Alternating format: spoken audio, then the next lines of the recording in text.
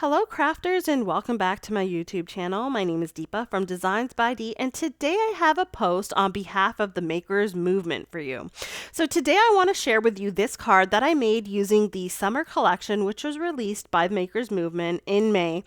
Now this video is a little bit late, but I did want to take a moment to show you all of the products that they released with this collection because they are gorgeous. Not only are they fun to work with, they have a cool 3D element for some of the dies, and I've got to say those paper packs are the best. They're great quality and I love the patterns on them.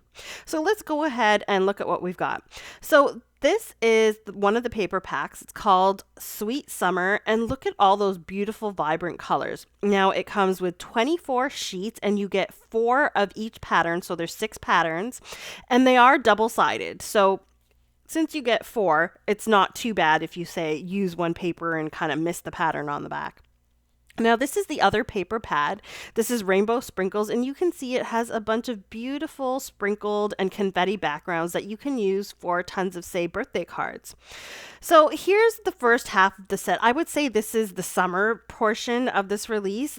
They've got a beautiful champagne glass here. You've got this one, which is the Cheers die set. That would be great for Father's Day cards. You've got the Daquiri glass die set, which I'm going to be using today. Now you see all of these sets kind of have like an outline, so you could make them into shaker cards. This one is the flip-flop die set. I really love this one. I got to say it's my favorite. This is the sunflowers die set. There's 2, like a larger and a smaller leaf petal in there. You've got the flamingo stamp and die set. So there are coordinating dies for all of these little stamps except for the sentiment in this one. And now there is one more stamp set which I don't have. It is a sentiment set which has that summer and a bunch of little sub sentiments that you can add. Now I would say this other half is like the food portion or the birthday portion of the set. You've got this ice cream set, which is cool. You've got this ultimate brunch die set, which gives you like a waffle and all the little toppings you could put on top. This one is the eat cake stamp and die set. You've got a coordinating die for the cake and the happy birthday sentiment here, and there's how you could use it. And you've also got this on point stamp and die set, which has this cute little cactus holding a balloon. There is a hug sentiment which can be cut out here, and of course, the little guy gets cut out too. And then you've also got the Ultimate Brunch stamp set. This is all the little sentiments that you can use that go along with those die and stamp sets, which I think they're pretty cool. They're pretty, they've got lots of cute little puns in there. So this is the entire release for May, and they all work together so nicely. Everything coordinates, and I think that's the best part about this. Now I'm looking through this paper pad to find a background. I think there's one in here that kind of looks like ocean waves. This one here, it's nice and blue, and if you put it this way around, it kind of looks like waves. So I think I'm going to grab that one here for my background. And I've got this yellow polka dot one that I'm probably going to use for my sandals and maybe other little elements of the cards. Now, as I said, this paper pack, it's actually not paper. It's like a nice thick paper. It's more like a cardstock, and it's nice and glossy. So I have to say that I am really impressed by these papers, and if you really can't afford any other part of this release, I do recommend at least trying out one paper pack. Okay, so before I get carried away with all the paper, I actually have the smaller flower from the sunflower set, and I'm cutting that out from vellum. So I'm using some white and pink vellum here, and I cut out 4 of each color. And I'm actually going to use this on the bottom half of my card just to create a bit of contrast and add. So now I have the Daquiri glass and the sandal. So for the sandal, I'm going to use the yellow polka dot from the paper pack along with some gold glitter cardstock to cut out both of those pieces. For the Daquiri glass, I'm actually going to use some silver mirror cardstock for the outline and some white for the background. Now there is a little bit of a trick with the sandal here, so I really want to show you that. See, I've cut out the left side with this die, so it only cuts one side if you use it the conventional way. Now what I have to do is kind of put it on the opposite side of my pattern paper, so the other side, the side that you don't want, and then cut it out to get the right side. So I did actually really want to show you this because I made a mistake and did this wrong the first time. So when I cut this, all I have to do is take it and then I flip it, and that's how I get the left and the right sides. Now, for this daiquiri glass, I actually need to color in the actual daiquiri portion of it. So they do leave this white without an inner portion, as I said. So you can use some of the beautiful sprinkles and the confetti that the Maker's Movement have in their store. And I really do encourage you to check those out because if I could, I'd buy all those sprinkles. They're pretty nice because you not only get like a sprinkle, you get like different images, and it works perfectly with these sets. So I've chosen to have some red or probably strawberry daiquiri here. And so I've colored that in, and then I'm going to add some of this confetti here. So this is from Simon Says Stamp, but as I said, Maker's Movement has a bunch of these types of things in their store. This is just what I had on hand. All I'm going to do is attach my outline, and then after I've done that, I'm going to add a bit of glue in the daiquiri portion of the cup and then add that confetti to it just to create a bit of interest in my glass. So all I have to do is set that aside to dry. And once that's dried, this is the look you get. Now, I also have these little things, like this is the little stick that I'm going to stick the umbrella on top of. Here's a little umbrella. You've got the little indentations, and all you have to do is kind of fold it around and adhere one triangle to the other. There is a little lip. You could do it that way too, but I wanted my umbrella to lie a little bit more flat. So I just added some strong double-sided adhesive on one of the triangles and then attached the other triangle from the other side to it. Now to add my stir stick, I want to not have it kind of go over top of the outline, so I did cut it in half. If I had thought this through a little better, I probably would have not attached my outline and attached the stir stick and the umbrella and then put the outline on top. So I'm just going to attach the other half of the stir stick to the back with a bit of tape, and then you get like a stir stick that looks like it's in the glass rather than on the outside. So I've put my umbrella together and I've attached it to the little stem that it comes with. Now all I have to do is attach the umbrella to the glass. Now for this one, I didn't fiddle around too much. I just kind of attached it over top, even though that's probably not the look I wanted. So do this and then put your outline on top and it'll look much more cohesive. Now to put together the sandals. Now this is super fun. I find that using my die cutting pick to kind of make those little slits in the sandal a little bigger helps for me to push the thong portion of the sandal through those little slits.